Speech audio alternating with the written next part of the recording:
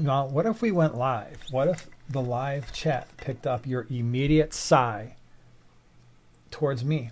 Do you think that that's a positive way to start out a live stream? Is the immediate sigh towards me? Hi, everybody. Welcome to the live stream. Glad you're here. It's an awesome Wednesday evening, and it's awesome because you're hanging out with us. So you make the night awesome. Can I say awesome one more time? No. No? All right, I'm done. I have now used the word all the times that I'm going to use it for the rest of the evening. So glad you're here hanging out with us tonight. We are going to be talking fish. We're going to be talking aquarium sizes. And part of this stems from the poll that I did yesterday.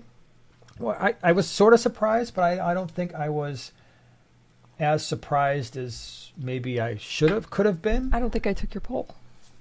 Are you serious? No, I don't think I did. I think you should take it right now. While you're sitting there doing nothing, you can do something productive and take the poll. So anyway, hope you took the poll. If not, then I guess y'all have something to do too. So we're going to talk about that in a little bit because I think there's some important things to discuss when it comes to the poll from yesterday.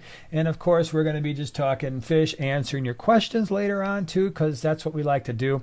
Hopefully, one of the things that you do is as you go through your week, have a little notebook, and if you've got questions, write them down, and then we try to answer as many questions as we can when we're here. Yeah, there's your notebook. Yeah. So thanks for demonstrating what a notebook looks like. You can also use your cellular phone for that as well, your telephone. Nobody calls them that anymore. Did you ever notice that? Nobody says, hey, I can't find my telephone. Is there a reason for that? I miss the telephone. I don't. Not at all. That big long cord, and you're trying to fit it throughout the house and trying to get it into your room and not completely smash the cord, and then you've got even less cord flexibility.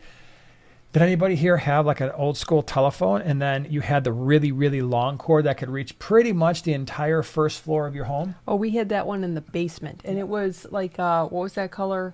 Wheat?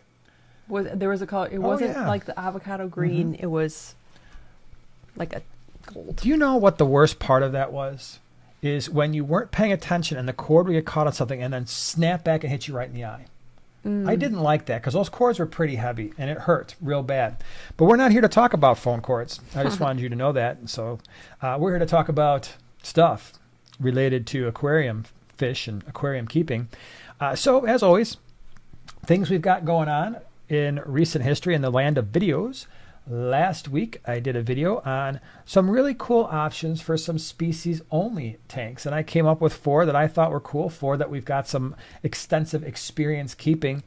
And the idea behind that video is I wanted to pick fish that inhabit all parts of the aquarium. And so I left out a ton. That's why I had 4, because I left out a ton of fish that I find to be primarily schooling fish, which, by the way, can be a wonderful species only tank, but I wanted fish that were like, okay, well, what I wanted to think practically. Like, for instance, you're feeding the fish and they let some of the food fall to the bottom.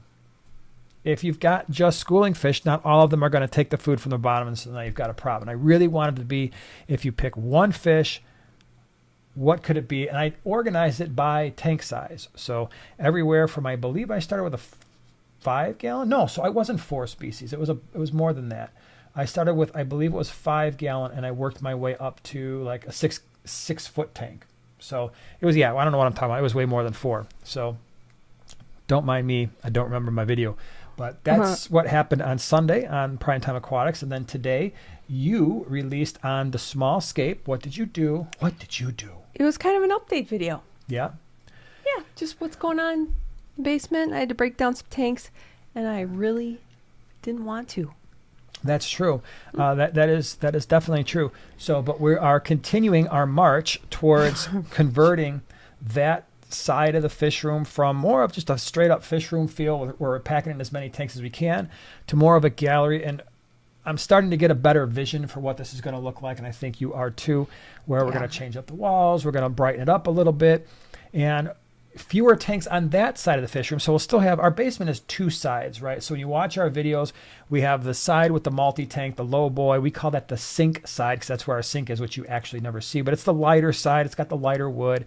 That really hasn't changed. The only thing that's going to change about that is a lot of those aquariums, once we get the other side done, they're going to be updated. And I think you're going to make them look a lot better than a lot of them now. And the bottom row is all going to be for quarantine. So we're still bringing in fish. We're still going to the swaps and all that stuff and selling fish there. But the brick side of the fish room, if you will, that's what's changing. And on that side, we had roughly, I don't remember exactly, 35 aquariums or so on that side. And we're going from 35 down to 5. There's just going to be a couple 75 gallons, a couple 125s, and the 50-gallon lowboy. And all of those are going to have more of a gallery feel. And hopefully it's going to showcase what you're capable of doing in a larger tank in terms of aquascaping. So it's not going to have so much of a fish room feel as it's going to be some display tanks. And it'll be nice because we'll have other fish-related items in there as well. Eventually, the goal is to move the live stream down there, but that's going to take a long time, so don't hold your breath on that. We're going to be in this part of our home, the studio as we like to call it, the live stream studio, for a while because other stuff takes time. So anyway, yeah, your update on the small scape was about that. If you haven't checked it out, check out her channel and then you can see what's going on there. Members, you're going to get a video tomorrow where we're going to look at what's been going on down there from my perspective, and we talked about that last week, and so we're making a lot of progress, and so you're going to see even more progress tomorrow. And then of course Sunday on Primetime Aquatics we'll have our normal video out Sunday as well. So that's what's going on in the land of video world. Where we're going to be, we will not be at the Greenwater Swap in whatever that is, like a week and a half. Yeah, whatever it is, not this weekend but the next weekend, because as we discovered last time in talking about swaps, I thought the Greenwater Swap was Saturday, this coming Saturday. It's not. It's the following Saturday, and we're not going to be around that weekend. So the next swap that we're going to be at is the GCCA, and that is whatever that Sunday is. So now I'm getting all messed up. That Sunday is probably like the 17th-ish, 18th, whatever that Sunday is after that. So a couple weeks from tomorrow, or a couple weeks from this Sunday. So we're going to be there. We'll have the website updated at least 3 or 4 days before the swap. Got some cool stuff coming in, or had some cool stuff come in. So I'm excited about that because there are a lot of fan favorites there. Thank you, Andy. GCCA is the 17th. Appreciate it. I knew you'd be on your game. Hey, Andy. Greenwater Swap's still going to be awesome. We won't be there, but there's still a ton of really great vendors there. So it's always worth checking out in Tinley Park. We just won't be there this time, and we'll hopefully be there the rest of the year. So we just kind of got our lines crossed for this month. Let's see. And that was really kind of my fault because they updated their dates a little while ago. And we wouldn't have been able to do anything about it anyway, but I didn't go back and check the website because I've got a big calendar of when all the swaps are, and I actually went back and looked that up, everything, and they're as up to date as we can on my calendar. But yeah, I messed that up a little bit. So that's the story with where we're going to be. And of course, can't fail to mention the Keystone Clash. I will be at the Keystone Clash September 20th. I really need to get before I do these live streams, I really should actually write down the dates, but it's the 20-somethingth, like 24th, 25th, somewhere in there. It's the weekend. So wait, hold on. If the GCCA is the 17th, 16th, so it's like the 22nd, 23rd. It's a Friday, Saturday, and that's going to be in Pennsylvania. I cannot wait. That's going to be awesome. I've never been there before. I will be speaking on Friday and Saturday. So I've got 2 presentations to do. Really? Yes. They've got me working. So, but I'm looking forward to it. So if you're going to be out in the, for those of you who are on the East Coast and Pennsylvania area, it's going to be fun. I think it's going to be awesome. So Keystone Clash is the next thing after that. And then after that, besides swaps and stuff, we've got Daytona, Aquashella. So that's going to be a lot of fun too. They've never done it in Daytona. And so I'm especially looking forward to that. I would love to at least get a couple hours of beach time. That's what I want. I want a couple hours of beach time while we are there. Here's a crazy thing. Can I just share some family drama with you? It's not really drama. Tell me if you think this is a little crazy. So we asked both the boys, do you want to come with? Right? Do you want to come with? Do you want to, you don't have to actually go to Aquashella and hang out there all day like we do, but literally the hotel is right across from the beach. Hang out there, go to the pool, stay there for 3 days. And both of them were like, nah, we're good. I'm like, what? What is this? This is crazy. When I was their age and you told me I could spend 3 days at the beach, I would have been like... Those teenage years, Yeah, I know. But I guess the positive side of this is in terms of fish room care.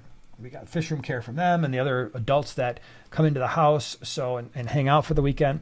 So we've got lots of basically normal fish room maintenance and care and feeding going on. So I look at the bright side. I still think they're crazy because free trip to sunny Florida in November. We'll see when the time I gets think a little closer. Maybe one of them might change their attitude.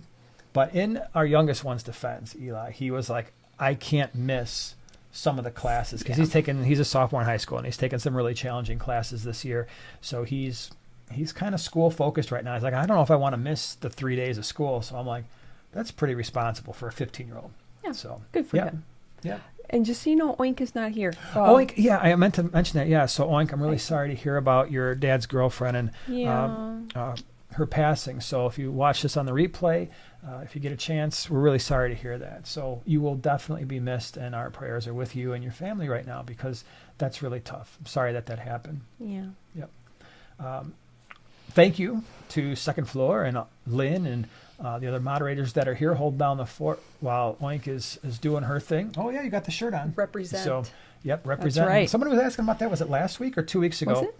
About that shirt because they lived in an apartment and we said, well, that wasn't something that we created. That was Second Floor Aquatics. So there you go. The one, the only. It's a funny shirt. As soon as we saw it, we're like, oh yeah, gotta have that. Gotta have that in the fish shirt collection. So yeah, that was pretty cool. Let's see here. So that's the places we're going to be. Now let's get to the subject at hand.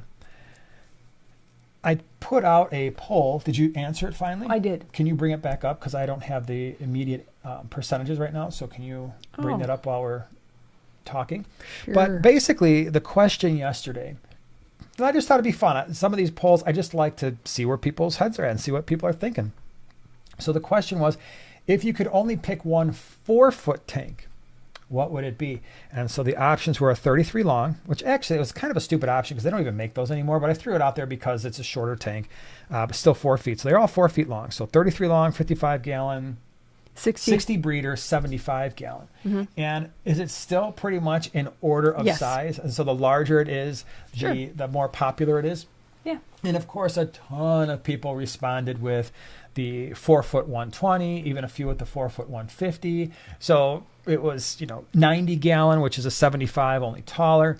So I thought it was pretty interesting that, and a ton of people in the comments said, the bigger the aquarium, the better it is. So I wanted to kind of talk about that a little bit because for the most part, let's face it, I'm most likely going to agree with that statement, for the most part, because the advantage, and I think what a lot of people were getting at, the advantage of having these larger aquariums is you can put whatever you were going to put in a small aquarium in a larger aquarium. You can just do more, right? Yeah. You've got more options the larger the aquarium, which totally understand that, get that completely.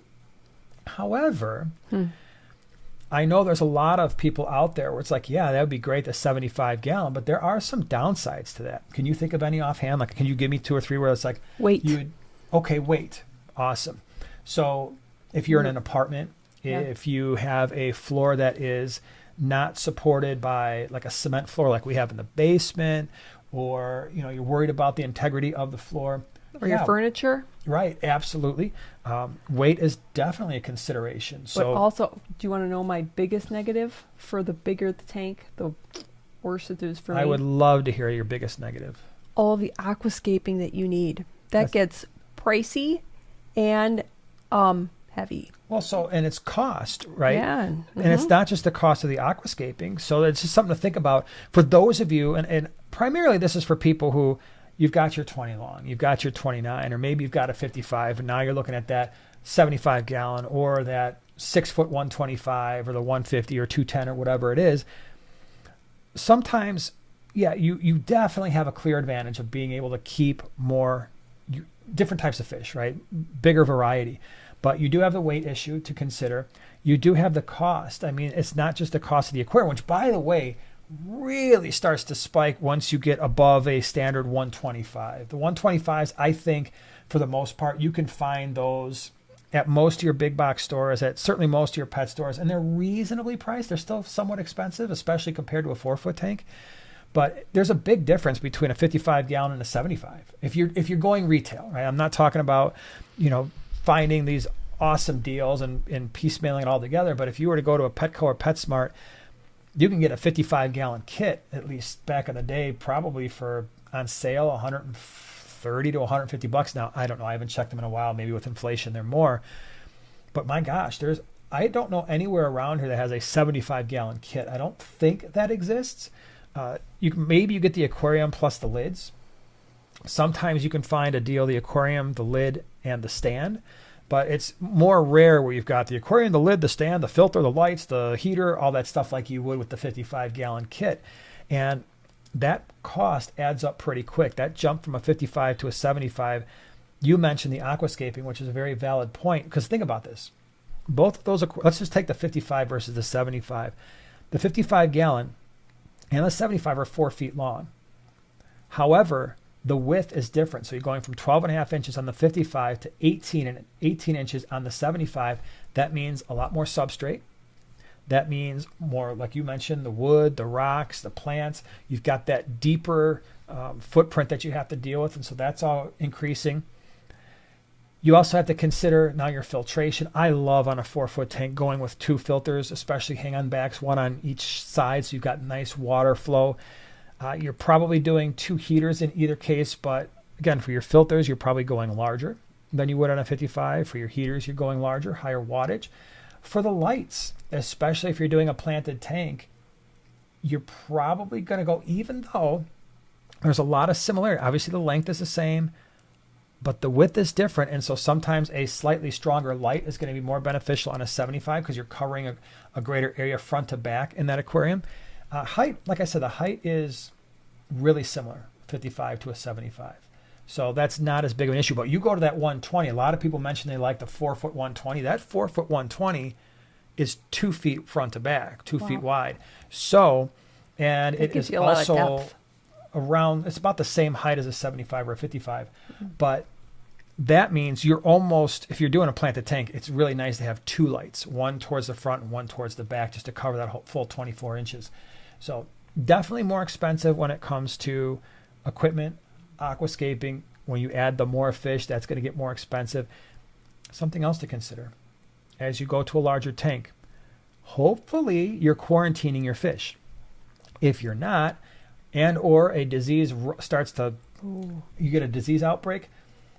I've treated disease in a 33 long because we were using 33 longs for a while as quarantine tanks. Not a big deal. 33 gallons, it's like, all right, that's not ideal, but it's not a huge thing because the volume is still relatively small. But if you've got a disease outbreak in a 4-foot 120, that's a lot more meds. And so everything is getting more expensive. There's something else that I'm surprised you haven't mentioned yet when it comes to bigger tanks. There's another disadvantage. Well, I mean, I just think of the mechanics, like what am I going to need to aquascape it and how am I going to aquascape it? It's harder because I remember when I did the flip tank.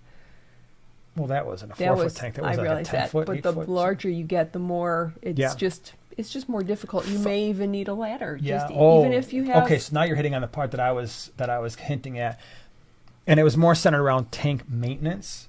So larger volumes, longer time to do your. If you're doing a 30% water change on a 33 gallon or you're 20 long for that matter, it happens quick. You're doing that on a 75 gallon or like for some people the 120, that takes a considerably longer time, but also those larger tanks tend to be taller. And that's why I put the 60 breeder in there because that's a shorter, even though it's 4 feet, it's one of the shortest tanks out of the 4-foot options, right? Mm-hmm. That's why people love those 33 longs because it's only a foot tall. So you still had a 4-foot tank and you could get in there a whole lot easier. Those 55-gallon tanks, for those of you who have them, they're tall tanks. And they're not always the easiest to work on, especially if you've got shorter arms or you just happen to be a shorter person. And now, like you're saying? No, the bigger the tank. So even if you have a 75, which I consider to be a big tank, you're talking large rocks. To lower a large rock, you're talking like both hands and you're hanging over. It's just stressful. You don't have to worry about that in a 33. You know what's more stressful? It's not necessarily getting the rocks in. It's after they're wet and slimy. And we've been dealing with a lot of this now, breaking tanks down. No, when you're taking them out, they're wet, they're slimy, and there's a pleco on the back that you didn't know about. That inevitably happens. The plecos are like, I'm going to, or the driftwood. That's another one where it's like you take them out and the plecos are falling all over the place, or you pull the wood or the rocks out and now you got something like, what is that flopping around on the ground? Oh, there's a bristlenose right there. But yeah, getting those larger pieces just to aquascape and to do the maintenance, it's just something to consider. Again, for me personally, I'm willing, and I'm sure a lot of you are willing to deal with that, provided you've got the space and you've got the money and all of that. But for those of you who are looking for bigger, and again, it's not just about 4-foot tanks. It's when you go to the 6 feet. It's when you go those taller tanks. It's one of the reasons why people ask us about the 4-foot 150 that we have. It's a decent tank. If I could do it all over again, I would have. We had a choice at that time. So the choice was, I remember walking into PetSmart, and there was the 4-foot 150 and the 6-foot 125. And the 6-foot 125 was a little bit less expensive. And I remember thinking at the time, I just want more volume. That was a big mistake on my part. I would have, if I could go back to that, I would have gotten the 125, because here's another important point. That height is not nearly as important as the width, right? Fish, the vast majority of fish are using that horizontal swimming space. Not many of them require a tremendous amount of vertical swimming space. So if I could go back, I would not have gotten that 4-foot 150. I would have gotten a 6-foot 125. It's a nice tank. It's great for angelfish and severums. It'd make a great discus tank, and it's served us well for all these years. But the other issue, that 4-foot 150 is 30 inches tall. 30. It's just 6 inches short of 3 feet tall. Now, I want you to imagine if you've got your 55 or 75s right now, that can be kind of a pain, right? A little bit of a pain. But try working in a 150 that is 30 inches tall. My arm, I'm an average size dude. My arm will not even come close to reaching the bottom of that tank. So now I'm on a ladder trying to get stuff, even like the fake plants we've had in there, the rocks, moving those around. That's tough. Once they're in, it's like, I hope we like it, because they're in and now they're staying that way. Mm-hmm. So, and once they start floating, they just come out. Yeah, right. Yeah, it's like, man, I don't know about that. Now, we've had the grabber, like the little grabber thing where we would use that to get smaller rocks and plants. Yeah. So, there's ways to do it. But again, it's not necessarily the easiest thing in the world. So as you're considering those larger tanks, just be aware that they, especially if they're taller, that they can be a big pain. That's the other reason why, if I were doing 6-foot tanks like we've done, I don't know if I'm really super interested. We've got the 6-foot 125s. Maybe I could have fit 6-foot 150s down there. I don't want them because of the extra height. And again, I don't think that extra height gets me a whole lot of additional stocking options. It doesn't really get me any. So the extra 25 gallons in height, it's like, well, whatever. I've still got the 6 feet. They're the same width, right? So I would actually prefer a 6-foot 180 because it's deeper, and I actually don't think it's as tall as the 150. I'm pretty sure it's not. Ooh. Might even be shorter than the 125. Really? I don't remember exactly. Don't quote me on that, but it's pretty close. That would be fun to see. Yeah, those are one of my favorite size tanks on the face of the earth.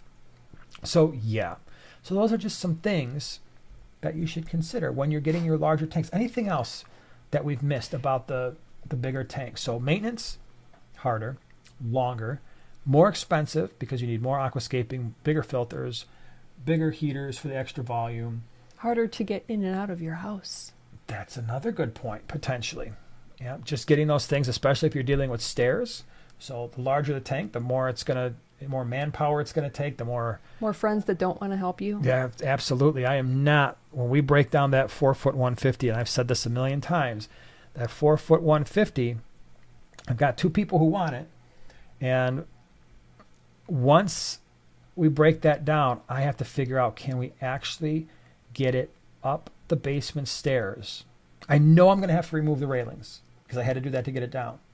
I'm very concerned about the wall that I built out, and it's not much. It's basically 3 inches out from the original wall on the one side. Mm-hmm.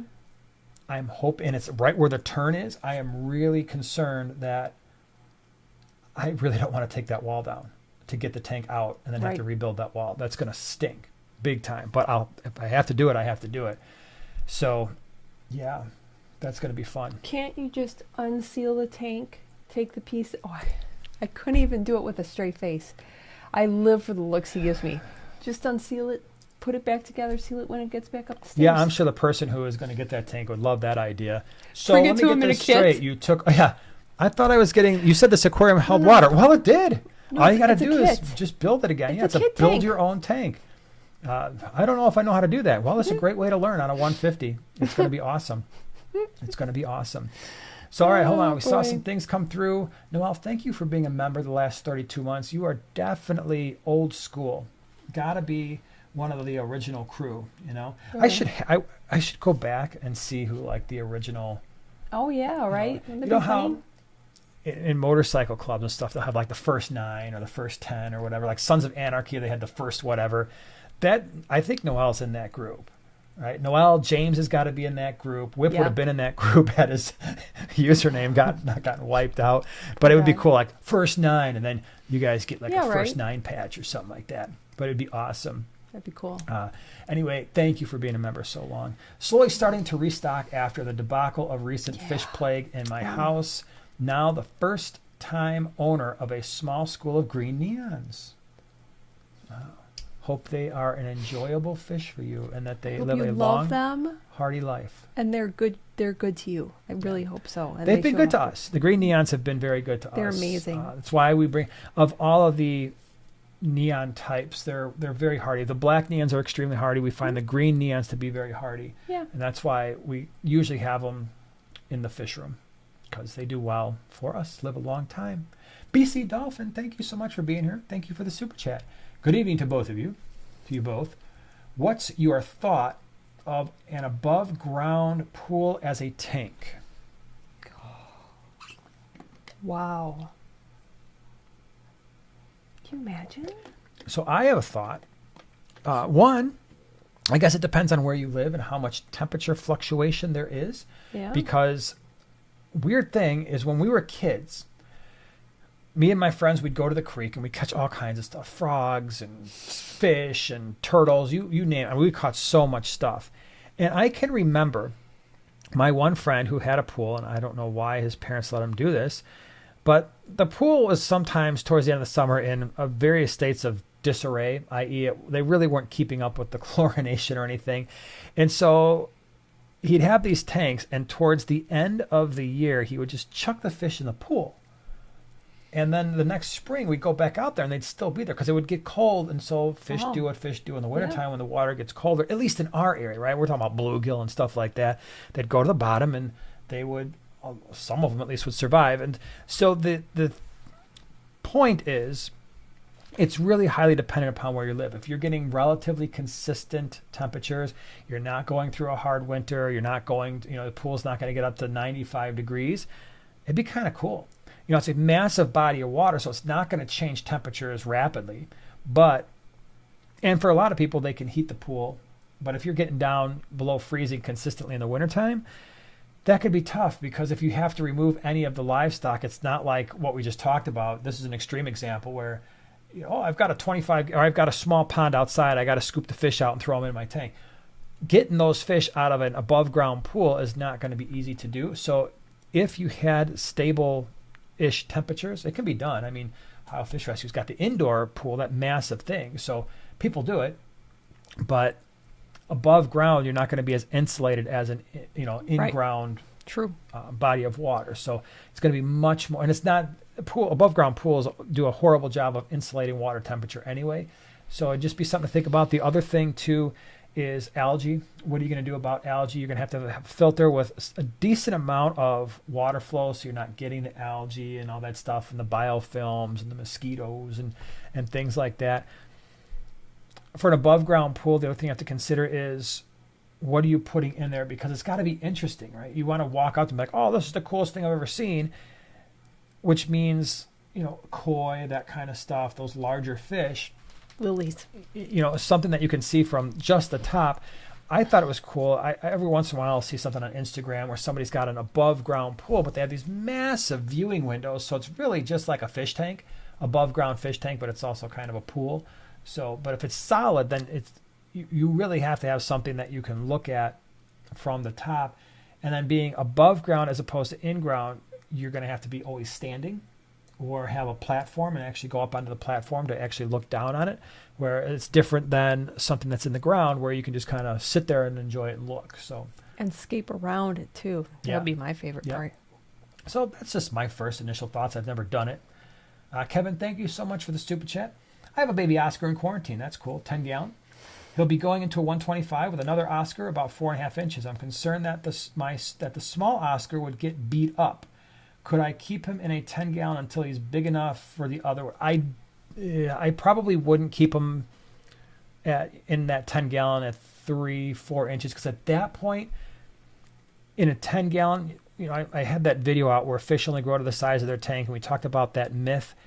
Oscar's one of those fish where I think if you tried to keep him in a tank to 4-ish inches to try to match that size, you might wind up slowing the growth, and it might take a significant, well, not significantly, but it'll take possibly a longer amount of time to get that fish to that 3 or 4 inches than it would if it was in a tank where there was no potential tank size restriction that would be inhibiting the growth of the fish. So there could be a risk there.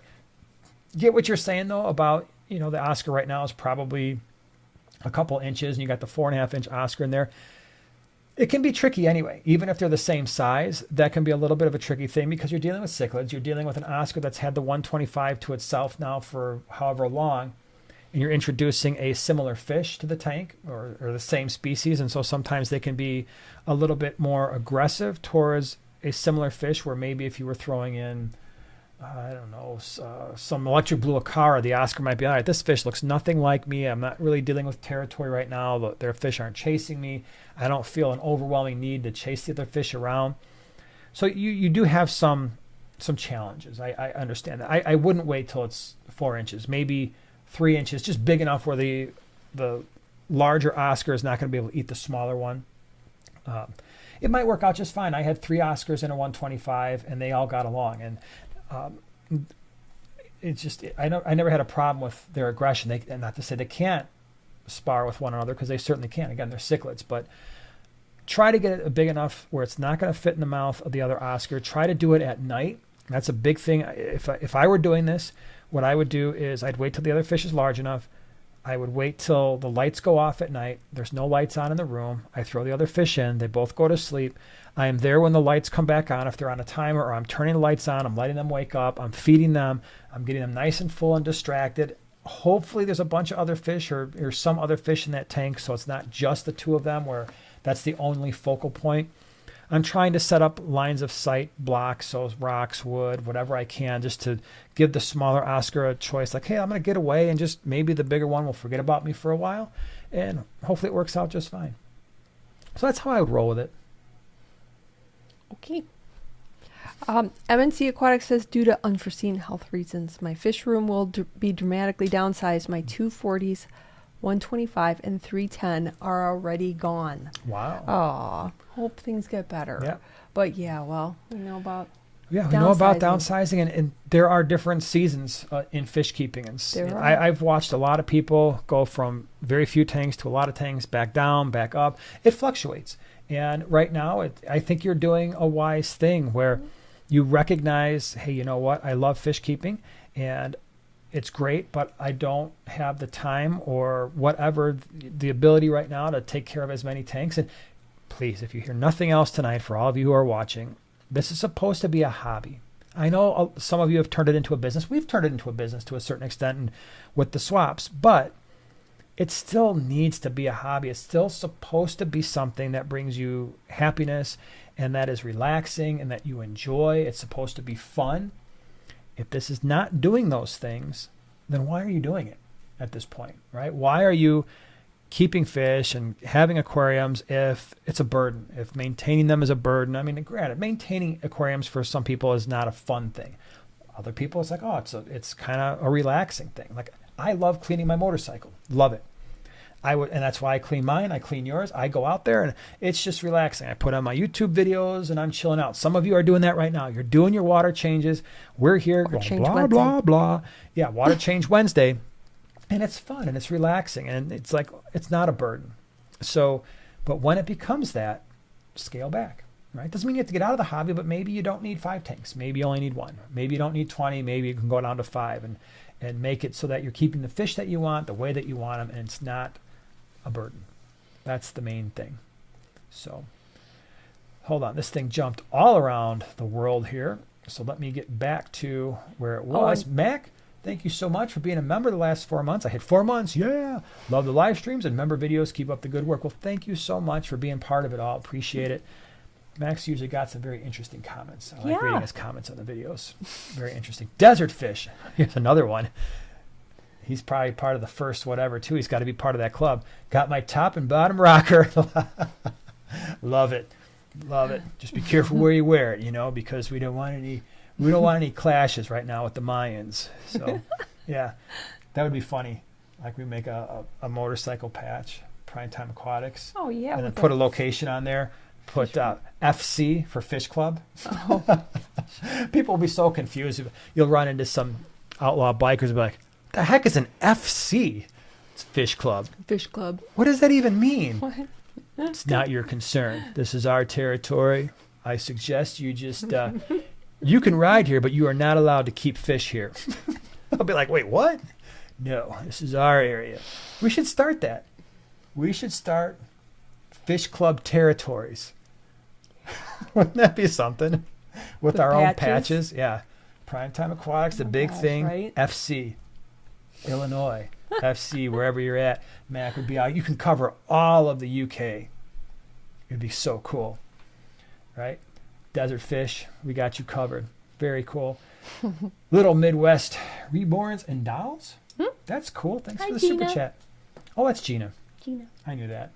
Gina. 20-gallon standard, heavily planted. Are 2 sponge filters okay? Can you tell what my other hobby is?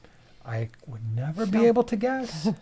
But yeah, 2 sponge filters is totally fine. In most of my 20s, my standard 20s, I only do 1 sponge filter. But I'm actually converting now that we have a whole bunch of extra sponge filters as we pull them out of these tanks. And I've got a whole bunch of extra air valves. Anything 20 long, so basically 30 inches or longer, they're now all getting. If they're just sponge filters, they're all getting 2. Just because I want the flow on both sides. So you have to keep that in mind too when you're doing the aquascapes, is everything is going to have dual sponge filters. I know that's, at least on the fish room side. On the gallery side, there will be no sponge filters. There will be no air. It'll all be other stuff. But yeah, for sure. 20-gallon, 2 sponge filters. I like the plan. Sounds good. Whip! The party can officially start. I made it. Whip! Hi, beautiful people. Let's get tanked. Love it, man. Thanks for being here. Appreciate it. Hope to see you at the GCCA. Again, we won't be at the Greenwater Swap, but we will be at the GCCA on the 17th, according to Andy. Lynn, see, now everybody's showing off. Lynn's like, I got 35 months. Yeah, part of the first 9. There's probably like 30 people who's part of the first 9, Right? But almost 3 years. Yep, that's pretty cool. Thank you so much. Appreciate it. Let's see here. Barbara, thank you so much for the super chat. Really appreciate it. Taking down a tank and disinfecting due to disease outbreak. I'm sorry that happened. All fish lost. Will my sponge filter and live plants be okay to use in new setup? And will the snails carry disease fish had? Man, those are a lot of really good questions. Okay, let's take these. All right, so you had an aquarium. Something bad happened. You're like, okay, let's just go ahead and start over. So there's a couple ways. If you haven't taken that tank down yet, there's a couple ways to deal with this. I'll share with you one way that I've dealt with it, not taking the tank down, and then what you're doing, which is perfectly appropriate. So let's just make sure that that's clear from the outset. I had a tank like that. It was a 6 foot 125, and some of you may have heard the story a few years ago. I quarantined some Geophagus, wine milleri, and some severums separately. They were all in separate tanks. They were all doing fantastic. They looked really, really good. The plan was to have a Geophagus severum 125. So I threw all those fish in after at least 6 weeks of quarantine, because I'm patient. If they're in longer than 4 weeks, I was in no hurry. Tank was in good shape. They all go in.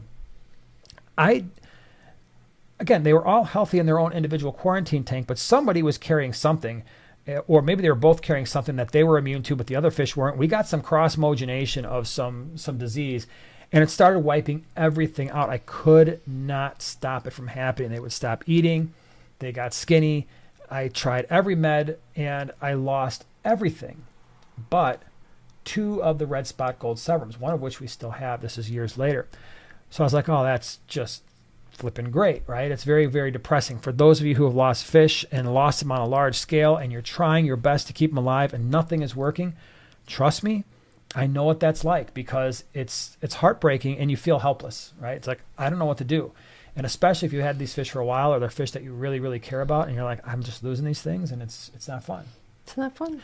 So that happened. I let the tank basically just do its thing. Actually, I think what happened is I put in a piece of wood, and I still to this day wonder if the fish were doing fine. Maybe what happened is the wood had something on it or in it, even though it was a dried piece of wood and all that stuff. But who knows? Could have been some spore formers on there. Something was there, or in some of the rocks, some of the hardscape that I used. And when I added the fish, they all got whatever was attached to the hardscape. So I waited probably 4 to 6 weeks, and then I put in I don't remember, I put in some other type of geophagus, didn't I? Yeah, I think so. And I lost all of them. So I'm like, all right, time out. We're not doing this anymore. So what I did, sorry it took me so long to get to this, like what I actually did. I want to give you the background. Hey, nobody needs your side commentary. Abuse. I'm getting bullied. Live stream bullying. So what I did is I took that tank, I turned the temperatures up to 90 degrees. I put in triple doses of levamisole, General Cure, ICX, regular dose of Copper Safe, and I left it that way. I left it that way for I don't even remember. It might have been 6-8 weeks at least at those temperatures, and made sure everything was triple dosed. Then I turned the temperatures down. Everything was fine. I put fish in there again after I did some water changes. The bad thing was, I learned 2 things. One, I left Anubias in there and it survived. All of that. I had a bristlenose pleco in there. I didn't know it was in there, and it survived. I felt so horrible. I thought all the fish were gone. And after I turned all this, I didn't even feed that tank during that time because there was nothing in there. It was like, this tank is mine. That fish went through 90 degrees for 6 weeks, plus triple doses of all of those meds. And it was like, hey, man, what's going on? Still there today. Still in that tank, just doing great. But after that point, everything was fine. So I never had a problem again. So that's extreme. In your case, especially if you got a smaller tank, part of it was it's a 6-foot tank. I didn't want to strip it all down and start over again. Breaking it down, disinfecting. If you're going to disinfect, if you've got decorations, plastic plants, and things like that, you can do 10% bleach solution. That's perfectly fine. That will work. If you want to disinfect your filter, 10% bleach solution in there as well. Use new filter floss. Use a new sponge. All right, so whatever filter media you had, I would use new stuff there. It gets a little bit more tricky if you think the substrate needs to be replaced. At that point, there's really not a good way to sterilize the substrate other than doing the crazy stuff that I did. So if you're going to do a complete breakdown, then remove the substrate. You can start new. You said you had live plants and you were worried about snails. So I doubt the live plants or the snails are going to transfer disease to your fish, because for the most part, when it comes to snail disease, the types of parasites that would transfer from snails to fish usually need another intermediary, like a bird or something like that. So there's a life cycle that happens where maybe the parasite goes from snail to fish to bird back to snail. Okay, so something like that. In a normal aquarium setting, that other intermediate host is not going to be there. So usually parasites are not transferred easily from snails to fish or from plants to fish. If you're really concerned, I mean, I really wouldn't want to get rid of the live plants. No. But the other thing too is for anything like ick or some of these external parasites, especially if it's non-bacterial and non-spore forming, they don't last a long time without their host. So, and they certainly don't last a long time if things are thoroughly dried. Now, you can't do that with your live plants and snails, but for the other stuff, whether it's your decorations or your tank, just drying stuff, your filter, the process of drying can be a great disinfectant, because non-spore forming, non-cyst forming microbes, parasites, they really can't survive that drying process. So yeah, me personally, I'm not as worried about the plants. The sponge, so you got a sponge filter. Drying that sponge filter. Now, keep in mind, with everything I'm talking about, no matter what direction you go in, you're basically recycling that aquarium. And so when you get that thing back up and running, you're adding your Fritzheim 7. You are adding new fish very slowly, and definitely add them slowly in this case because you're not 100% sure if the problem you had is solved. So maybe, if I'm dealing with a 20 gallon, I might add half a dozen tetras if that's what you want to do, and just let it sit. Or maybe I'm adding a honey gourami, and I'm, with the Fritzheim 7, I'm just going to let that happen for a few weeks, make sure everything is okay. And then, of course, importantly, once you start adding more fish, at that point, you'll want a separate quarantine tank, a cycled sponge filter, and let those fish be in quarantine for 4 weeks before you transfer them into your new aquarium. And that should help eliminate any issues of bringing new disease into the tank after that. So, but definitely know that once you dry that sponge filter, and I would highly recommend that. So the sponge filter, I don't worry about it once I've rinsed it out in the sink. So you rinse it out in tap water, rinse it out in the sink, and then leave it out. Let that thing thoroughly dry for a week or so.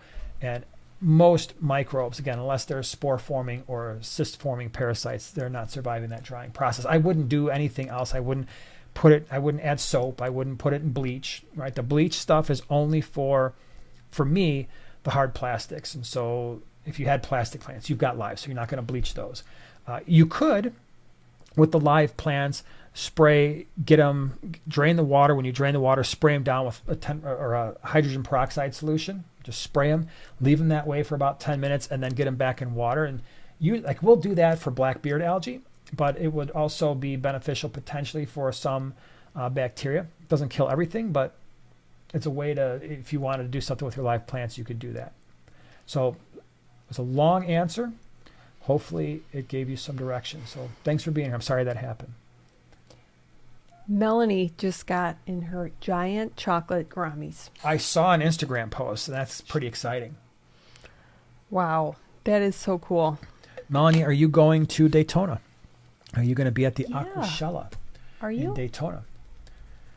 Or the Keystone Clash, for that matter. Oh, yeah, that's right. Yeah. Emma, thank you for being a member the last 4 months. Really appreciate it.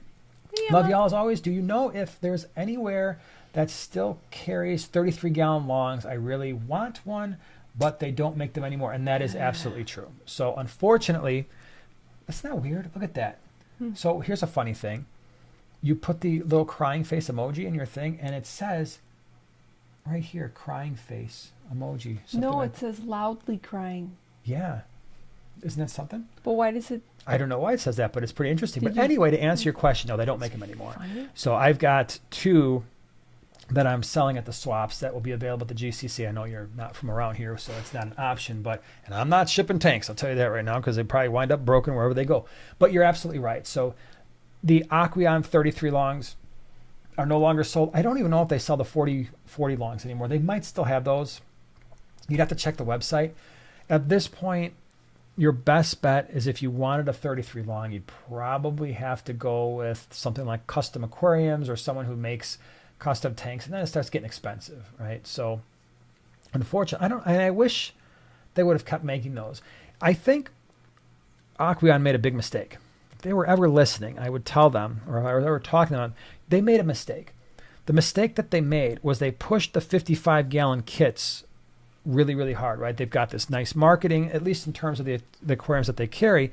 I don't think that that's necessarily a super awesome tank. I think for the 4-foot, 12.5-inch wide tank, I think the 33 long and the 40 long were better options because they're just easier to deal with. And everything else would have been the same. They have the same lids. You could use the same lights. You could use the same filtration, the same stands. So I think it was more of a marketing thing. Had they marketed that properly, I think the 33 long would have been a much more popular tank than what it is. So, but you're right. They don't make them anymore. And every once in a while, like if you go on, I saw them somewhere where I searched on Google. People had them, but they were really expensive because they know what they've got, right? It's one of those things. I got a 33 long, no low ballers. I know what I got. And they're selling them for like $150, $170, but they're still out there, but not easy to find. Melanie says that she's hoping to be in Daytona. Awesome. Hoping is a good start. I like the hoping part. Very cool. All right, hold on a second here, because now my chat is mostly messed up because it gets stuck. Yeah, I know. When And then it like scroll around, and then it jumps Yeah. like 50,000 Yeah. messages down, and that's what it's about to do. And Yeah. there we go. So now we're all the way at the bottom. Anthony says, how do I get rid of pond snails in my tank?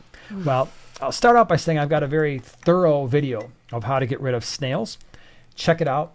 Just type in how to get rid of snails and then type in Primetime Aquatics after that. I'm sure YouTube will show you the video, but there's a number of ways. So I don't know if you've got a planted tank or not. I don't know what kind of fish you've got going on, but I mean, all right, so let's think about this. Pond snails. Generally speaking, pond snails, their populations will grow to the size of available food. So the first thing that's really important is trying to ensure that you don't have excessive amounts of food in your substrate, because they're going to form a little pond snail, mountain of snails. That can be difficult, though. I recognize that if you're trying to feed cory cats or bottom feeders or plecos, that gets problematic, right? So I understand that. But if you can avoid a lot of food hitting the substrate, that is going to work wonders. You'll see over time, it's not going to eliminate them, but you will see that the number of pond snails definitely will be reduced. Next thing, you could start to think about predators, right? And the predators come in many forms. So there are certain types of fish. Depending on the size of the tank, I'm going to go real small at first. Assassin snails. Understand, when you add assassin snails to your tank, you are swapping a lot of pond snails for probably a lot of assassin snails. But there's two advantages to the assassin snail. One, I like the way they look. They look cooler. The yellow and black, it definitely is a cool look. Little bumblebees. Second advantage is most of the time assassin snails are not seen when the lights are on. So they like to burrow, and then they come out either around feeding time, especially if you throw like bloodworms or something in the tank, and they will come out at night and they will hunt your pond snails. The big problem, though, what the mistake is that a lot of people make is they've got 80, 100, 200 pond snails in their tank, and they throw in one or two assassin snails, and they're like, why aren't they doing anything? If you've got that many pond snails, you're going to probably need 15 or 20 assassin snails. And yes, they will eventually take care of them. But it's going to take some time. And they will populate your aquarium, so just know that. Other things, if you've got small tanks, are dwarf chain loaches. They stay really small, but they will absolutely take care of pond snails. They can be a little bit of an ornery fish. I mean, for such a small fish, they're tiny. I mean, maybe an inch and a half. They are a loach. They're super cool. They're very active, but again, they can be a little bit rowdy sometimes. But they will take care of assassins or pond snails. Your larger loaches will too. If you've got a larger tank like clown loaches or your red-tailed boteas, zebra loaches, that kind of thing. So most of your boteas will take care of that. A lot of small cichlids.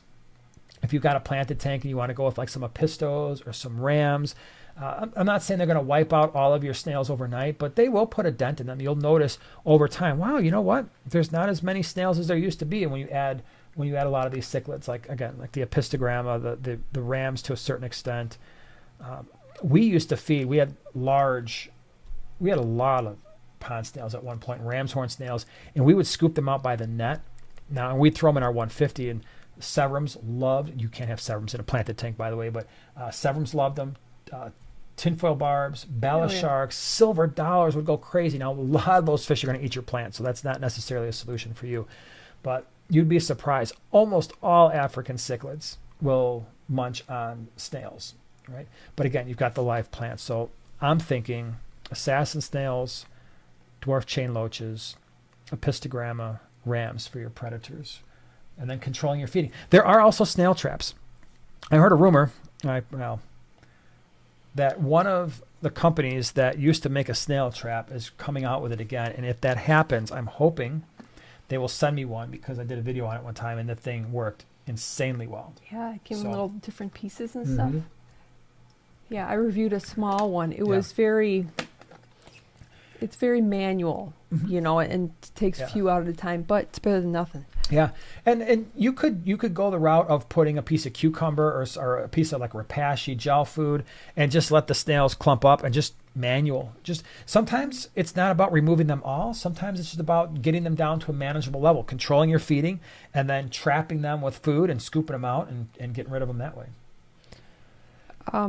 Isabella asks, what are your thoughts on mixing cherry neocaridina and pumpkin neocaridina? So having orange and red. I'm new and everyone on Facebook said don't do it.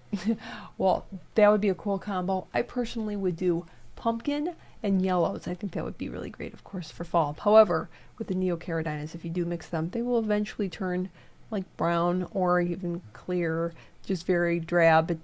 Unfortunately, they don't maintain their colors, so it would be pretty cool if they did. Yeah, that and that for once, a lot of times Facebook people, the Facebook experts will tell you things. You're like, really? Is this true? They're right in this case. Like Joanna said, you mix different types of neocaridina and you wind up with them devolving usually into potentially many different colors. I mean, we had some cherry shrimp that I must have put some other type of neocaridina in the tank because it was more of a cull tank. There was nothing wrong with the shrimp. They just weren't pretty. And the type of person I'm like, what am I going to do? I'm not going to euthanize them. They're still perfectly viable organisms. So I would just chuck them in another tank. And eventually the brown ones were mixed in with some not so good cherries and maybe some offshoots of some pumpkins. And you could look, there was a fish room tour part 1 that I did probably in 2020. They were cherries, pumpkins, yellows, which I never had at the time, blues. They threw every different color out there. And then, of course, the majority were brown. But I would pick one. If you're looking to really maintain the color. And by the way, at least for us, our blue dream shrimp, I've never had to cull a single one. They've always thrown a dark, beautiful, deep blue color. But cherry shrimp will eventually, even if you're not culling and getting rid of the ones that are not of high standards or in terms of quality, they often, at least all the cherry shrimp we've ever had, will start to turn more and more brown and clear. The pumpkin shrimp can do that. Mm-hmm. And then the yellows can definitely do that as well. True. So just it takes a little bit of work to maintain the nice colors. But if you go on Flip Aquatics website and you might want to try caridina, can't you? You can mix colors with. You can, right? With the caridina shrimp, but you've got other water parameter things, and they're great, but you have to have softer water, and your pH is probably going to be closer to 7, and you're going to have to do a little bit of remineralization. So it's more work with the caridina. Yeah, but you're right. They do maintain their color a little bit more, and certainly with mixing too. Barbara, thank you again for the super chat. Thank you for answering my disinfection question. I will take your suggestions to heart, like I always do. Well, thank you so much. I hope everything works out, and you wind up with an aquarium where the fish are healthy again. I know, like I said, I know it's very frustrating. Let's see here. Dee Dee, thank you so much for the super chat. Had a 33 long back in the day. It got broken. And it took me years to get another one. We'll be holding on to it until I die. I'm going to tell you something. I understand where you're coming from because, and Joanna can attest to this, we just went back and forth a million times on those 33 longs. Is there a way that we can keep them in the fish room, keep them in the house? I really don't want to sell them. And we had 3. I've already sold 1. But I was thinking originally maybe we could keep them back here. But with your plans, it doesn't sound like that's really going to be an option.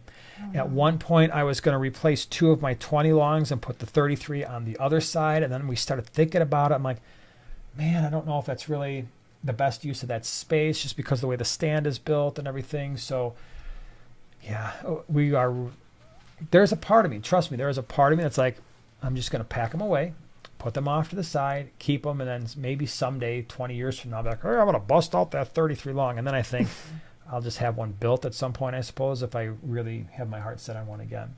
But I understand what you're saying. I feel that devotion to the 33 long. That, just as an FYI, when we get our fish club patches, I think the thing is going to have to be like a diamond with a 33 in it for 33 longs, like a 33L. Yeah, it's kind of like the street cred. Like I said, like the 1%er, we got the 33 long. Sure. 33L. Yeah, it's pretty rare. Yeah, people will be so confused. We'll be walking around in our leather vests and be like, man, oh man, we're just causing all kinds of problems. When any outsider talks to a fish keeper, they're probably always confused and kind of like... That's a good point. Let's face it, we are not... We're used to that, right? Can I just say that probably a lot of us are not normal, and that's a good thing, right? Because like, you have how many tanks? Yeah. Anybody get that question? Mm-hmm. So, why do you have so many fish tanks? My students all the time, because like I said last week, I have to divulge that I have all these aquariums in a fish room because some of the videos I've made for YouTube cross over into classroom stuff, like with pH and nitrogen cycle. And I got to say, hey, this is the reason why I'm standing here. It's actually my basement. And they're like, and that just opens the floodgates. And they're going to give you kind of this look like, what is wrong with you? And then, why? What do you do? Why did you start keeping, all the questions. Why did you start keeping fish? Why do you like fish? What is wrong with you? I'm like, hey, told you. There's downsides to everybody, and I'm a weird guy. That you are. People Oink's here. Oink, what's up? Glad you're here. Oink. Glad you're here We're for a so while. sorry. Yep, We're absolutely. so sorry. Yep. Mm. Yeah, that's sad. Pebble, would a mono shrimp make a good cleaning crew for a 10-gallon betta tank? It'd make a good cleanup crew for a 10-gallon. The betta is the big question, right? And again, and a mono shrimp are decent size. Yeah. I've had people who have kept bettas with, Caridina shrimp, with other types of shrimp, and they said, oh, they left them alone. Maybe the bettas would eat babies or something. And then I've had people say, yeah, I did the mix and I don't have any shrimp anymore. It turned out to be a really expensive lesson. So, and the mono shrimp are not cheap. That's the other thing too. It's, for a shrimp that is more or less doesn't have a ton of color, but it does a great job of cleaning up green hair algae. It can be an important addition to an aquarium. But man, I don't know. You could try it, but then know that there's a chance that you just fed your betta some really expensive fish food. Would I do it? Probably not.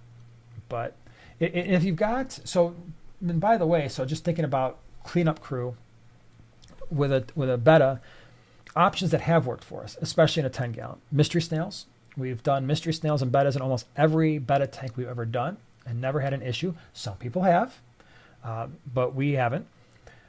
Clown pleco would be another one. Now, the mystery snails and the clown plecos are not going to eat green hair algae. A mono shrimp do, and they love it.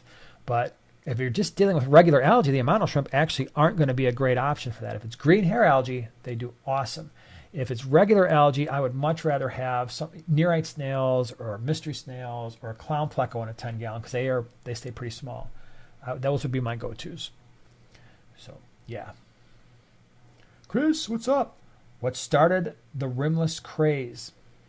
I don't know. That rimless craze has been going on for a decently long time. I would say at least 8-10 years, probably. I think when aquascaping became more mainstream. Yeah, absolutely. Yeah. I think, and it's over the last 10 years, it's definitely become a bigger and bigger part of aquarium keeping in general.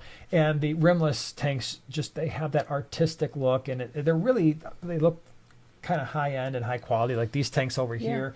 That was the other thing, believe it or not, when we were talking about the 33 long back here, it's got a rim and it's got a black base. And we were thinking about, okay, how is that going to look as a background, right? Having a standard aquarium in the back, is that going to give us a nice look? So I don't mind. Obviously, our entire fish room downstairs is rimmed tanks. I think we've got a few of the bookshelf tanks from like the lifeguard, and it's all lifeguard aquatics. We've got those downstairs too. But the vast majority of our tanks are all rimmed. I don't care about that, but I think that's what started. So if people want that really high-end look, that really clean look, they go with the rimless tanks. Obviously, the downsides are a lot of them it's not easy to put a lid on those aquariums, and most fish do like to jump. So you run that higher risk. But also a lot of people who do the rimless tanks, I know Melanie, when she's in here somewhere, there she is, a lot of rimless tanks, and it's just you look at those aquariums and you're just like, wow, they look amazing. And she's got aquascaping coming out of the top, and it's not just the tank itself. It's kind of it's embedded within the room, right? It's more than just an aquarium. I know you're going to go for a lot of that look as well as we move forward too. So, yeah. Joe says, is the water too full in my shrimp tank? My mystery snails haven't laid eggs. I don't like the tank water more than a ½ inch down. I hear you. I am a big fan.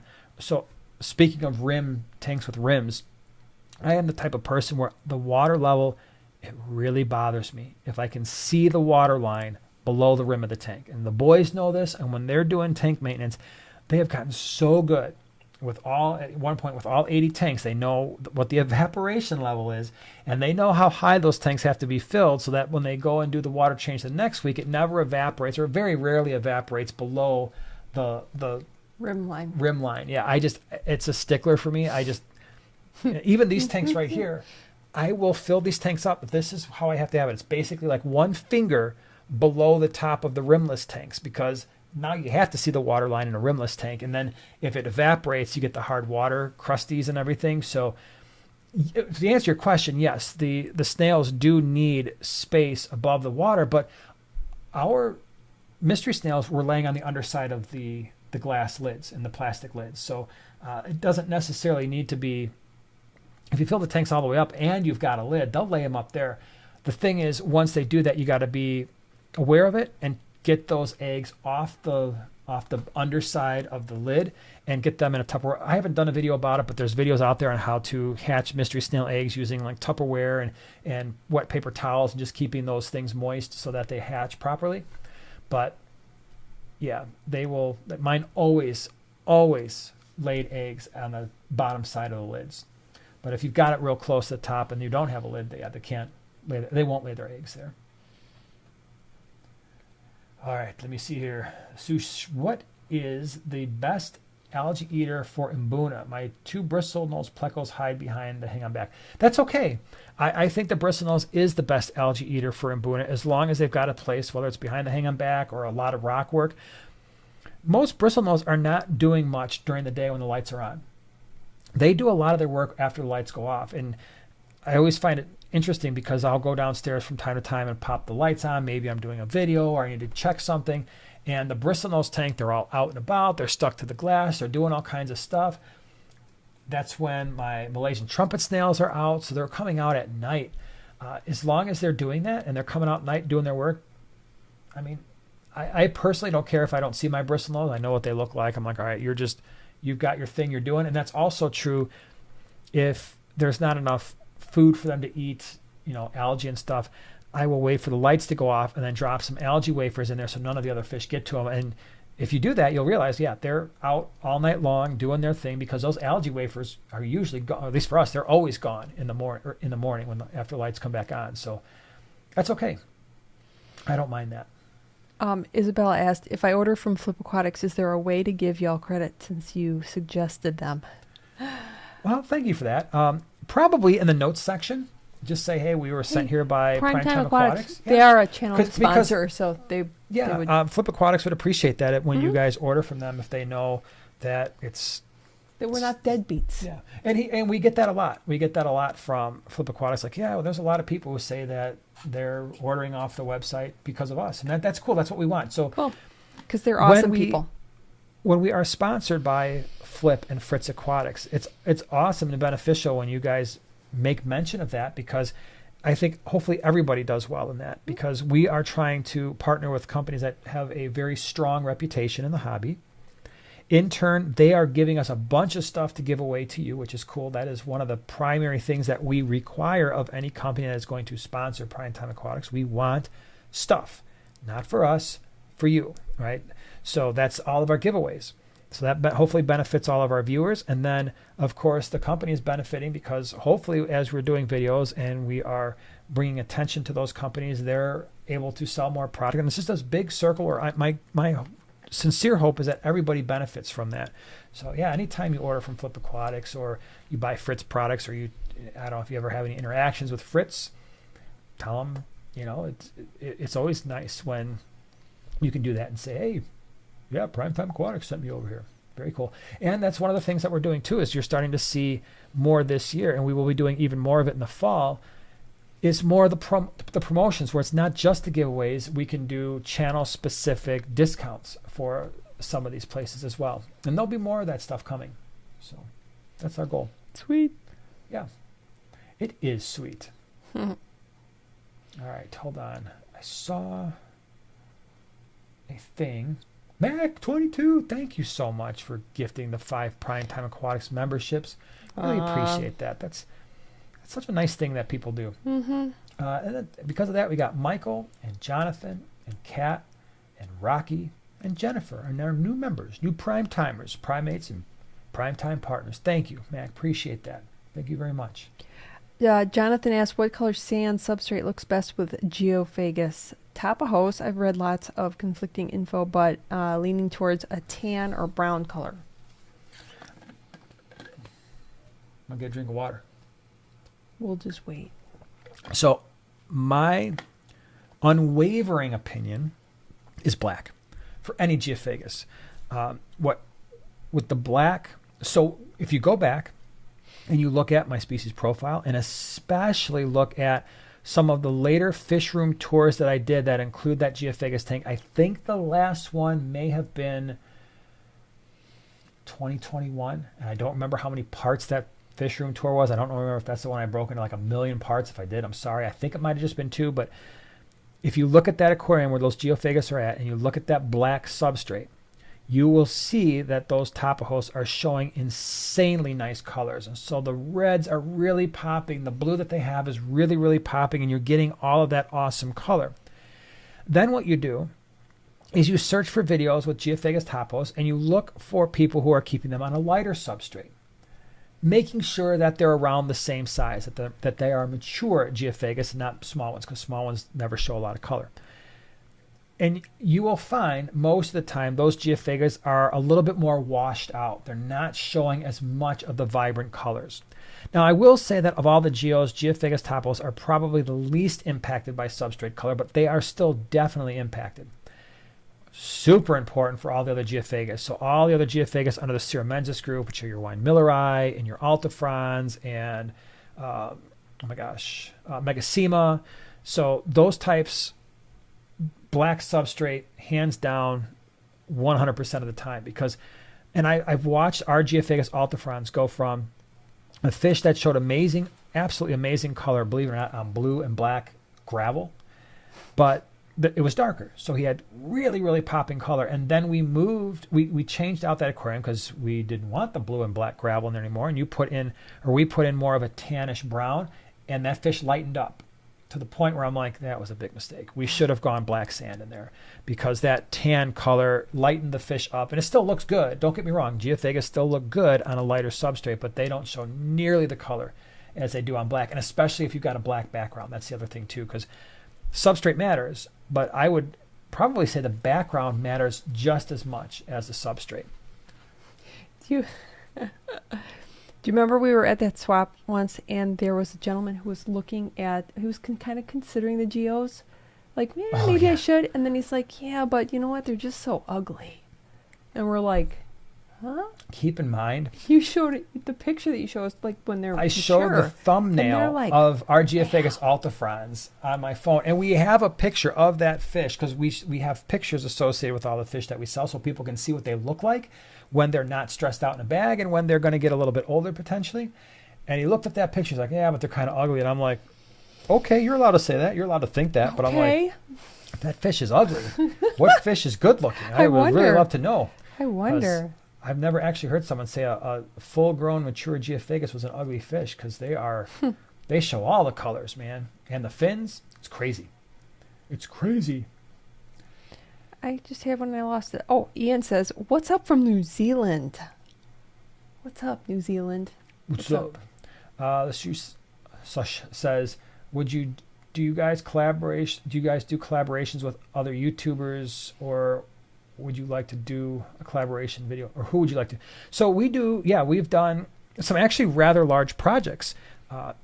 John from KG Tropicals and I were one time sitting around, we were coming up with these collaborations, and if you look on our videos, probably, what was it, 2 years ago now, we did a fish keeping series that John and I started, and it was basically, we all asked our own questions, and we had we had Joey was in that, MD Tanks, obviously John and Lisa were in that, we had Science Gal, Simply Betta, Creative Pet Keeping. I mean, we had a bunch of Tanner, Serpent Design, and if you go back, you can watch. I loved doing those videos. I loved creating them. I loved having their opinions. I think, who else was in there?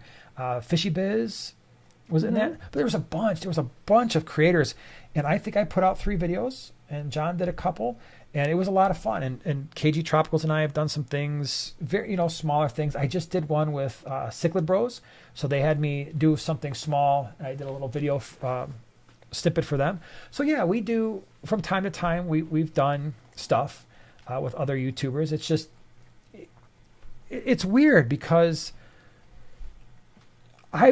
to me, those are some interesting videos. So when I'm watching stuff not related to fish, which is a lot of stuff, when I see some of my favorite YouTubers in a niche that I'm interested in come together, I'm like, wow, this is awesome. You see these crossovers, and you're like, this is crazy. But those videos never, and we had everybody promoting everybody else's videos, and they still, I think they did marginal. Yeah. I think some people really liked them, and other people were just like, whatever. So it's fun, but they don't usually, you would think they would do, people would be a lot more interested in them than they actually are. So, yeah. Yeah, it's kind of weird. Yeah. But yeah, in terms of who we like to do them with, I don't know. I mean, it's always interesting when you have people who have like a compliment what we're doing. So, yeah. Definitely somebody in the UK. Yeah. How about Antarctica? Because you have to go to the UK. It's definitely something on the Pick South me. Pole. Wait, I just had one and I keep losing it. Keep scrolling. Oh, Aaron. Aaron says, I'm thinking to get a 75-gallon, but I wonder if I'll regret not going bigger, like 125. Wait, I'll say it again. 75-gallon. Yeah, thinking of getting a 75, Okay. but wondering if it's going to get, regret for I not see. going bigger to 175. So, again, all the things we talked about earlier in the stream, if you've got the space, your floors are sound, you don't mind spending the money, for me personally, I would do the 125 100 times out of 100 over the 75, only because you're still basically using two filters, but the filters are larger. You're using two heaters, but the heaters are larger for the 125. The thing that gets a little weird is there's not many high quality 6-foot lights out there. So usually you're going to use 2 3-foot lights. So that's a little bit more expensive than 1 4-foot light on a 75. Obviously, it's going to be more upfront cost, but the stocking options available to you on a 125 go up dramatically, even compared to a 75 gallon. So, yeah, I would always, for me personally, I always like to have the largest tank I can, given all those factors: cost, maintenance, and stability. So. None of your business. Don't you live close to the Cichlid Bros? Yeah, we do. They're Chicagoland, so are we. Funny that they've never been over here. As many people as we've had in our home, YouTubers, and there's been a lot. Do they go to Aquatics? Chicago ones. I don't think I've seen them at. No. Were they at the last Dallas? Might have been one of the Dallases, I thought, but always Chicago. Okay. And I thought there was maybe one Dallas, but yeah, as weird as it's been, I've never been over by them, and they've never been here, and that's kind of weird, I suppose. Maybe their patch says Chicago. Ooh, yeah, they could be patched in the wrong way for the fish club territory. No, but there's a lot of people who live in our area. So you got us, you got Cichlid Bros, you got Kosh from Creative Pet Keeping. We've been there a number of times. She's been here a lot. Jamie, Aquarium Info, she's in the city, and then there's others as well. No, I'm blanking out, but yeah. So. Yeah, there's a fair number. Not to mention all the fish clubs. Brian says, what is the largest single fish you have ever cared for? Our tilapia. Nile tilapia Timmy was in a 125, he was probably going to have to move to a larger tank, but before he died, he was 18 and a half inches long and tall. He was a tall fish, a big fish. One of the most gentle fish I've ever seen in my life. Huge mouth, would certainly eat smaller fish if he felt like it, but he was well fed, and just I tell you, for a personality, a lot of people, I've used that fish as a thumbnail. He's got these big giant lips, but ate anything you put in that tank he would eat, right? Any type of food, it didn't matter. He was basically a garbage can for a fish, but huge abs, and I have never seen a fish grow as fast. I know why there are fish farms that fish farm tilapia, because they eat anything and they grow insanely fast. Yeah. We had 10 of them, and I got them at a GCCA meeting, and I'm like, they were growing so fast, even in a 10-gallon. I'm like, I don't have space for these fish. I didn't even want them. Nobody was buying them. So I bought a whole bag for $1. And then I turned around and sold 9 at the swap and kept Timmy because he was the biggest. That fish was, I'm telling you, mouth to tail. When it turned around the 125, it was hitting the front and the back glass. Such an awesome fish. Yeah. Spencer says, thank you. First of all, thank you very much for the super chat. Any idea why I can't join the channel as a member? Well, it's an exclusive club. No, I'm kidding. I don't know why. I mean, I don't know how it works, but I've got the thing pinned at the top of the comments, and then there's usually, especially on desktop, there's a join button, and there usually is like somewhere. It's the weirdest thing because on some mobile devices it doesn't show, like it never shows on my phone, and then it's just so strange. But then like on desktop it always shows up a join button, so you just gotta look for that somewhere or in the top part of the thing, or maybe there's something blocked on your phone or computer. I should find the join button and join your members only channel, it's because so I have never. She's never seen a video. She's not a member, and so that's whenever I say, "Well, what's the member video about this?" Well, you should be a member. Yeah. So you're gonna for you prime timers out there, it's just between us. She doesn't even know what's going on. I could have literally made a video every week, talking behind her back, saying the dumbest stuff in the world. And she's still, well, actually, that's not true, because there would be a bunch of people who'd go over to your channel and start the drama in the comments section. FYI. And then I would be in trouble. But just like, don't think it didn't go unnoticed. When I released that video on Sunday, how many of you started putting in the small scapes sent me over here and green hearts? And I got bombarded by people saying, oh, yeah, I was sent here by the small scape. Yeah, I noticed that. I know what you guys are up to. Oh, that's all fun and games. Yeah. Yep. Cool nano people. Jeff says, on my desktop it says see perks where the join button should be. Well, that's weird. See perks. Well, that sounds like, I don't know, it's so weird. Other channels have the join yours. I see. Trust me, Spencer, I have gone through this with YouTube. I've gone through YouTube help, and I've said the same thing where I showed them screenshots. Yeah. Trust me, and you can attest to this. I spent 2 days on a chat with YouTube supposed helper people, showing them screenshots of mine versus somebody else's, saying mine doesn't have it, theirs does. And I showed them a million screenshots. There were like 3 different people, YouTube help desk people. They're all like, well, we don't understand. And at that point I was like, whatever, you know what? It should be on all desktop, but on the mobile, it's just, oh my gosh. So I think C perks means you're already a member. That's that could be. Maybe that's what it is. But no, I'm not that's a not member, the case, though. because Spencer would, yeah. So where do you see C? I don't even. Do you see it? No. No. So because it didn't work for you either, or half my other people that I tested. So I don't know. It's the weirdest thing. It is the weirdest thing ever. But desktop, it usually is okay. Brian says, I once had a tilapia, but not as a pet. Now I feel bad. A lot of people have had tilapia, but it wound up in their belly. We didn't. But we never. not Timmy. Not Timmy was so good about. Timmy was a tilapia. He was so good about pictures. And when you'd come to the tank, took great pictures. It was great because I don't know if it was Kasha where she sat by the tank and Timmy came right up to her shoulder, and the whole time she shot her video, he just was there. Like, it's like you want me. I'm going to hang out here, kind of like a parrot would sit on your shoulder. That's what Timmy did. Only he couldn't sit because he had to be in the water. But it was cool. It was pretty darn cool. All right, let me see here. Got time for a couple more questions. Man, tonight went by so fast. I think my answers were way too long. Yeah. Yeah, that's usually it. Okay, hold on. Hey, man, you see? That you was. See what she's abusing me? All the wife abuse I'm taking? Speaking truth. Yep. All the wife abuse I'm taking. Oink says, just because you have a species-only tank doesn't mean a boring tank. Oh, so then there's the link for the video. Thank you for that. Brian says, what is the largest single fish? Oh, that was the one I just answered. That was Timmy. Yeah. Yep. Max says, you will have to excuse my joking around in chat sometimes. 47, but mentally 18. Isn't that a lot of us? Well, Mac? You would get along great with Whip then. Yep. Yep. I would get along great with a lot of us because, let's face it, half of us are closing on a half century old or older, and we still goof around like 14-year-olds because it's funny sometimes. Christina says, I just did the med trio. My question is, do you really have to not feed for 4 days, and why?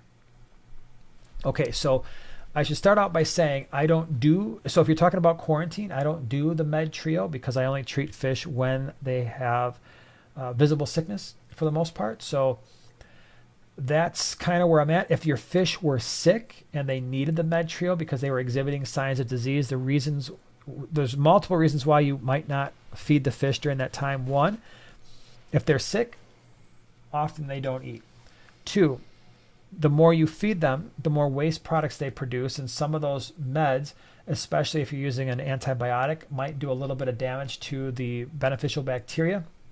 And then you're feeding the fish, which are producing ammonia, even if they are eating, or the food's just rotting, in which case it's still producing ammonia. And then you're increasing the bioload in the tank. And then you're also reducing the number of microbes that can handle that bioload by using some of the medications that you would use. So that's two reasons why. But again, I don't generally do that trio, and I usually feed, even with ick, I will feed fish if it's just ick, but I'll watch them.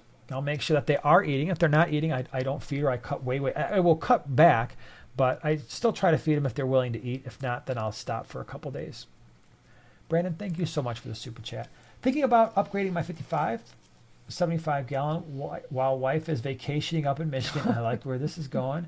Wanting to check out Dallas Fish Gallery this weekend. Love the show.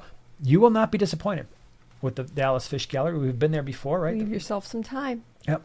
That will be a fun place. And I think it's nice because they're both 4-foot tanks, but that depth going from a 12.5-inch tank to an 18-inch tank, it does make a difference. It absolutely makes a difference. All of a sudden, some of those slightly larger fish look a little bit more proportional in the 75 gallon compared to the 55. Nice thing too, and it's not something we mentioned earlier, but the 75 gallon, because it's a wider tank, is a more stable tank. I don't know if maybe some of you are different, or maybe you're the same, but that 55 gallon tank being so narrow, so tall on a stand it's just a little disconcerting sometimes. It feels like it's top heavy, and we've got a double 55 gallon rack downstairs, and I've never loved that situation, right? I've always told the boys, hey, be careful, don't lean on that thing. It's tall, it's narrow. Where the 75 double stand, I have never even thought to worry about that. But could you imagine a 55 gallon on a stand on carpet? Oh my gosh, no. Not unless it was a paludarium with maybe like 3 inches of water. I think you're talking kind of quiet. Did you just whisper that? Yeah. Did I? Yeah. Well, I'm not a fan of 55s though. They're for me, they're just hard to scape. Yeah. I understand that. I can identify with that, being a non-scaper. Yeah. Well, it says, you guys are making me want to go out of town. Then maybe my husband will upgrade all my tanks. If he's willing to do that, I think maybe here's what you do. Noelle, this is the plan. Are you ready? Are you listening? Write this down. You are going to leave the live stream after it's done. You're going to book your flights to Daytona for November. You're going to leave all kinds of hints between now and then about how you love these certain kinds of tanks. Print out the stuff. Get really detailed instructions. Don't really just, easy. You don't have to say you want them. Just kind of like, oh, isn't this so nice? Then you go to Aquashella Daytona in November. When you get back, at least one tank will be waiting for you because with a big bow you deserve it. Yep. I think it's a plan. And I think you should all try it. I think what happens is a bunch of people, you might get in trouble for this too, depending on your relationship. A lot of people just go to Aquashella alone, and then they wait for their significant other to buy them a tank while they're gone as a surprise. And then you come back and it was a win-win. You got to go to Aquashella. They bought you a tank and everybody wins. Even if your spouse that you leave at home is not even a fish keeper, I think it's going to work. Because, Noelle, I don't even know if your husband's a fish keeper. I think it's going to work, though. Yeah, but just give it a try. You're in. I think we could do it.